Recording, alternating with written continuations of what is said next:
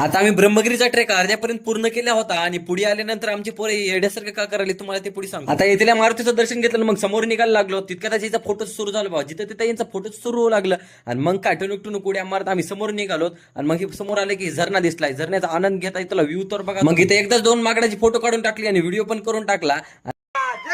मग तितक्यातच आपल्या किसूचा मित्र भेटला आणि किसू त्याला पण बोल लागला, अरे म्हणलं बस गुन्हा नव्हतं कानाखाली खाशील. मग इकडे मारुतीचं दर्शन घेतलं मग समोर निघाला. लवकर लवकर मग पायऱ्याचा ट्रेक पूर्ण करून घेतला आणि मग वरती आलं की इकडे महादेवाची पिंड लागते. मग त्यानंतर आमची पोरी तुला आनंद वेगळाच घेऊ लागले, काय येण्यासारखं करू लागले. आणि खरं सांगायचं म्हणलं तर इथला आनंद वेगळाच होता, कारण इथलं वातावरण तसं होतं, लय मजा येऊ लागली बघा. पहिले तर आमच्या पोरांनी इथल्या पाण्याचा अंदाज घेतला आणि मग लवकर लवकर कपडे काढले, मोबाईल वगैरे ठेवून दिले, मग हल्ली उडी इकडे. आणि मग इकडे स्नान वगैरे करून घेतली, डुबकी वगैरे मारून घेतली. मग पुढे आले की आमच्या भाईला ही चिवताई भेटली. मग चिवताईला म्हणलं कॅमेराकडे बघून हसा, तर मग हे बघा कसे हसू लागले.